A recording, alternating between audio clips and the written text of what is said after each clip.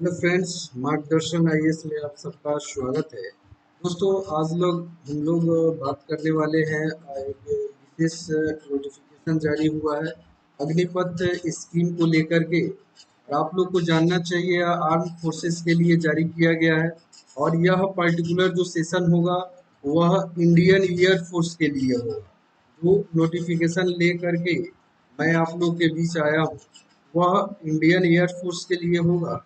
और दोस्तों, इसमें नोटिफिकेशन संबंधी जो भी क्राइटेरिया है आप लोग के समक्ष है, आप ध्यान पूर्वक इसको स्टडी करेंगे।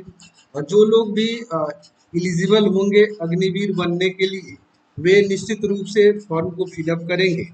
जिन लोग का भी एज अगर देखा जाए तो 17.5 एज अगर देखा जाए दोस्तों तो 17.5 वर्ष से लेकर के और एज का जो क्राइटेरिया है वह 21 तक। दोस्तों, आप लोग का एक प्रश्न यहाँ पे यह भी हो सकता है कि 2 साल का रिलीफ दिया गया है। तो दोस्तों, यह रिलीफ जो दिया गया है वह आर्मी वालों को दिया गया है, ठीक है ना। आप लोग इसको थोड़ा सा ध्यान से देखेंगे। यह नोटिफिकेशन एयरफोर्स से रिलेटेड है, तो आप ध्यान से देखेंगे। इसमें इलिजिबिलिटी क्राइटेरिया रखी गई है। ऑल इंडिया के जो नागरिक है वह इसको भर सकते हैं।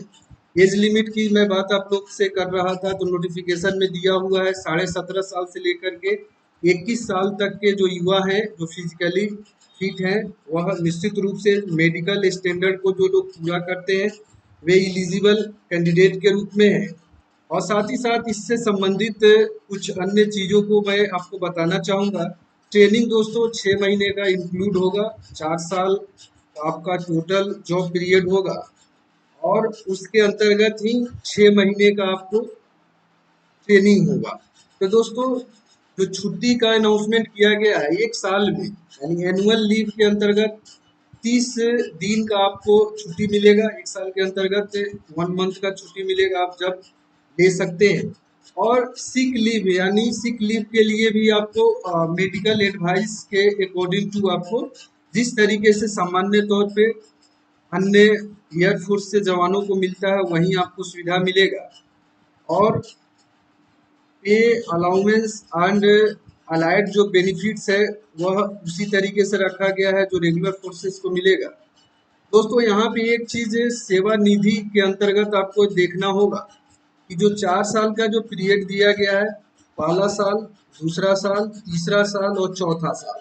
तो दोस्तों, पहले साल में आपका वेतन होगा 30,000, दूसरे साल में 33,000, तीसरे साल में 36,000 और फोर्थ ईयर में 40,000।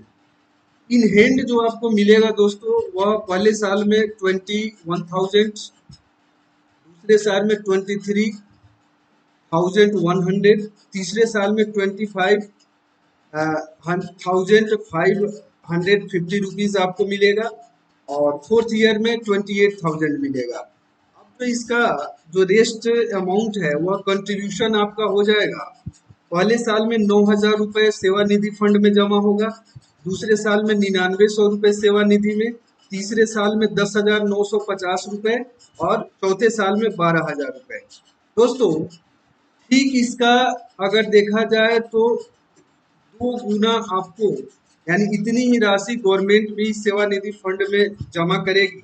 और अंततः का तो अगर देखा जाए तो यह राशि आपका एक हैंडसम अमाउंट के रूप में 4 साल के बाद 10 लाख 0.04 लाख जो है ना आपका सेवानिधि एक मुश्त राशि आपको मिल जाएगा।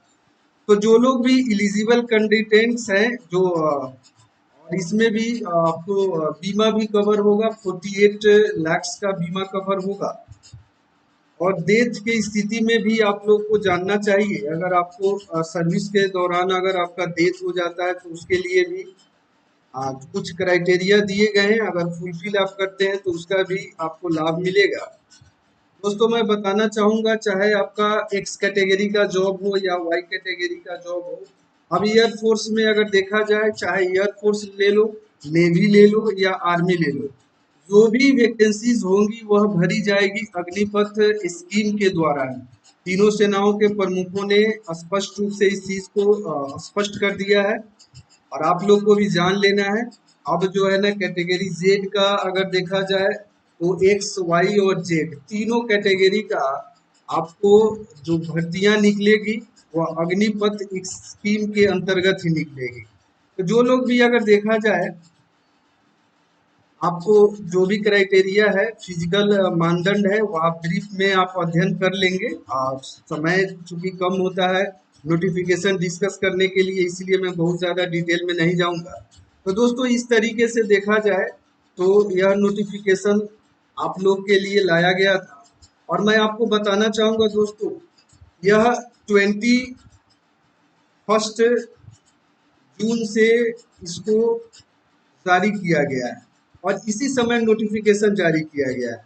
और लास्ट डेट का अगर बात किया जाए, लास्ट डेट का, तो इसका जिक्र अभी नहीं किया गया है, बाद में अनाउंस किया जाएगा। तो दोस्तों 21 जून से यह नोटिफिकेशन जारी कर दिया गया है। तो आप लोग निश्चित रूप से जो भी एलिजिबल कैंडिडेट्स हैं, जो एयरफोर्स को एज ए कैरियर ऑप्ट करना चाहते हैं, तो आप लोग को जरूर से जरूर ऑप्ट करना चाहिए।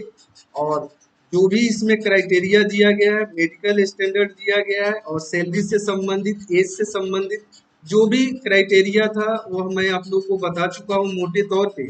और विशेष तौर पे यह आप लोग के लिए निश्चित रूप से जानना चाहिए कि जो भी क्राइटेरिया है उसको अगर आप लोग फिल कर रहे हैं, तो आप लोग को निश्चित रूप से इन तमाम जो जॉब के लिए बहुत 2 साल से अगर देखा जाए तो प्रीवियस में 2 साल से सभी जॉब्स आपको रोक दी गई थी कोरोना की वजह से। चाहे वह देखा जाए तो चाहे वह एयरफोर्स हो, चाहे वह नेवी का जॉब हो, चाहे वह आर्मी का जॉब हो। अब यह निश्चित रूप से खुली है वैकेंसीज, तो आप लोग को जरूर कोशिश करना चाहिए एक अच्छे करियर के लिए।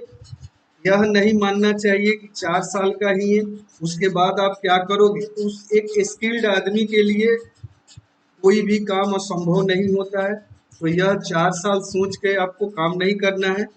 आप एक डिसिप्लिन मैनर के व्यक्ति हो जाएंगे, स्किल्ड पर्सन हो जाएंगे, आपको डिग्री मिल जाएगी। तो आप कोई सा भी, चाहे आप राज्य सेवा या पैरामिलिट्री को ज्वाइन कर सकते हैं, यूपीएससी की भी ज्वाइन कर सकते हैं, वहाँ भी आप लोग को विशेष तौर पे वरीयता दी जाएगी। और यह लगातार विभिन्न राज्य सरकारों के द्वारा और ऑर्गेनाइजेशंस के द्वारा, प्राइवेट ऑर्गेनाइजेशंस के द्वारा यह अनाउंसमेंट किया जा रहा है कि हमारे देश के जो अग्निवीर होंगे उनको प्रायोरिटी दिया जाएगा, उनको वरीयता दिया जाएगा। तो किसी भी दृष्टिकोण से यह एक बेहतर अपॉर्चुनिटी आप लोग के लिए होगा। तो यह आज का नोटिफिकेशन था। आप लोग इसको पॉज करके एक एक पॉइंट को अच्छे से समझ करके और आप लोग इस फॉर्म को फिलअप करेंगे।